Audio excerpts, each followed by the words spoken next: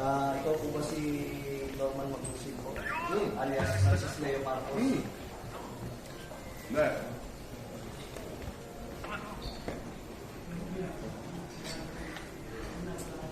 Okay.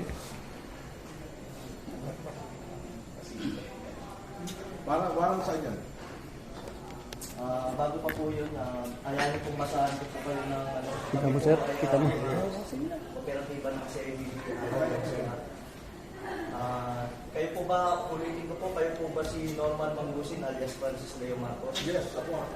Kayo ay aming inaaresto sa bisa ng warrant of arrest na issue ng RTC Branch 294 Parañaque City for violation of unjust taxation under Article 287 of Revised Penal Code as amended in relation to Section 6 of RA 10175. Kayo ay may karapatang manahimik, sir, o sa walang tigo, o ano man ang inyong sabihin ay maaaring pabor o laban sa inyo. Sa anumang hukuman, kayo rin ay may karapatan kumuha ng sarili nyong abogado at kumuha ng kung wala po kayong sariling abogado, kayo po ay pagkakalooban ng libre ng gobyerno.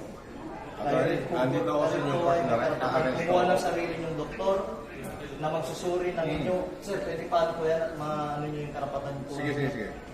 Kayo rin po ay may karapatan po magpasuri sa sino mang doktor at kung wala po kayong kakayahan ay pagkakalooban po kayo ng libre din po ng gobyerno ng doktor na susuri po sa inyo.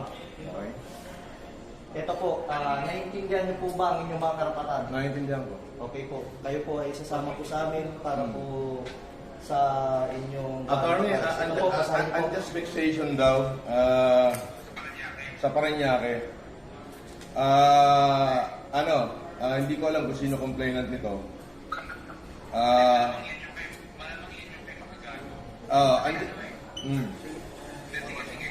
Andito ako sa Newport, ina-arresto na nila ako, sasama ako ngayon, hindi ko natatapusin itong pagkain ko.